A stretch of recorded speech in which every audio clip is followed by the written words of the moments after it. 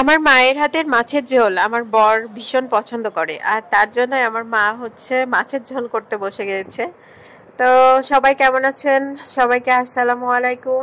বাড়িতে যাওয়ার পরে এই তো ছাদে বসে আমরা রান্না করছিলাম। আমরা বলতে আম্মু রান্না করছিল, আর আমি আম্মুর পাশে বসেছিলাম।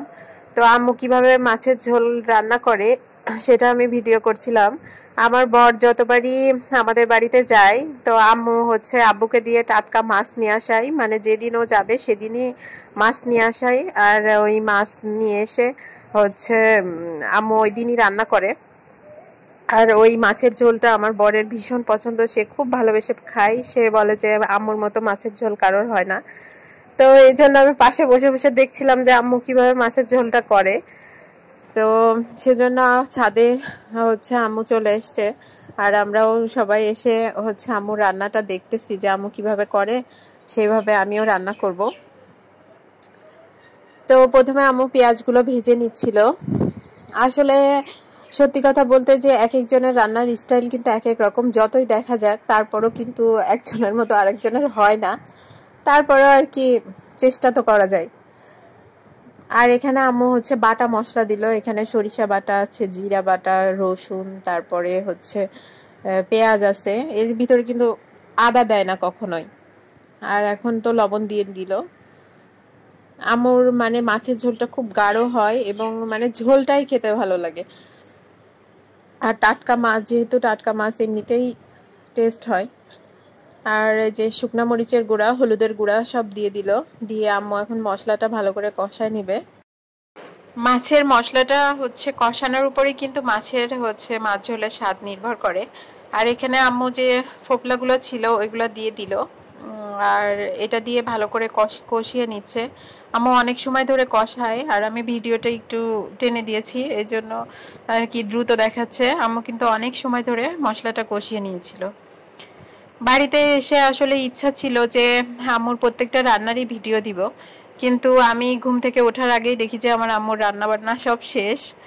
আসলে বাপের বাড়িতে আসলে মেয়েরা এত অলস হয়ে যায়, নিজের বাসায় হচ্ছে দশভুজার মতো কাজ করে, কিন্তু বাপের বাড়ি গেলেই মনে হয় কি যে হাত পায়ে আর কোনো বল নাই। আর বাপের বাড়ির মানুষগুলো সেইভাবে ট্রিট করে, মনে হয় কি যে আমরা হলাম বাপের বাড়ির হচ্ছে অতিথি। তবে আসলে মা বাবার কাছে সন্তানরা হচ্ছে সবাই সমান।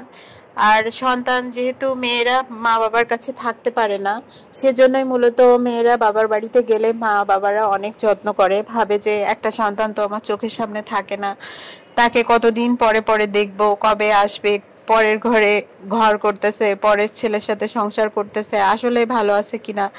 এই জন্য মা বাবাদের একটা আলাদা হচ্ছে মায়া কাজ করে মেয়েদের প্রতি। আর সেজন্যই মা বাবারা হচ্ছে মেয়েদের কেমন করে মাথায় তুলে রাখে।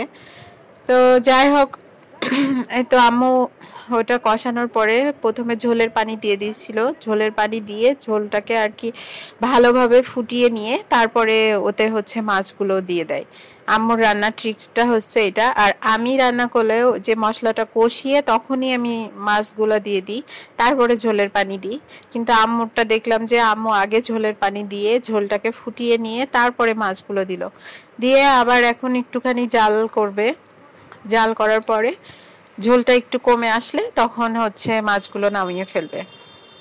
এবার ভেবেছি যে আমি এভাবেই মাছ রান্না করব, আর এভাবে মাছ রান্না করে দেখব যে আমারটাও এরকম টেস্ট হয় কিনা।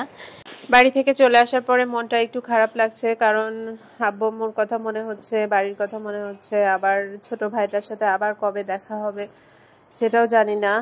আর একটু দূরে থাকার কারণে হচ্ছে সবাই আসতেও পারতেছে না। আর বাস জার্নি তো আম্মু একদমই করতে পারে না। যদি রাজশাহী হতো তাহলে দেখা যাচ্ছে সকালবেলা এসে আবার পরের দিন চলে যেতে পারতো এক রাতের জন্য। ট্রেন জার্নিটা আমার আম্মু করতে পারে, কিন্তু বাস জার্নিটা আমার আম্মুর জন্য খুব কষ্ট। তো কি আর করা। এই তো মাছ রান্নাটা হয়ে গেছে, আর আম্মু নামিয়ে নিয়েছে। কালির চুলায় রান্না করা কিন্তু খুব ঝামেলা। যাই হোক, মাছটা ঠান্ডা হওয়ার পর কালারটা কি সুন্দর এসেছে দেখেছেন। সবাই ভালো থাকবেন, আল্লাহ হাফেজ।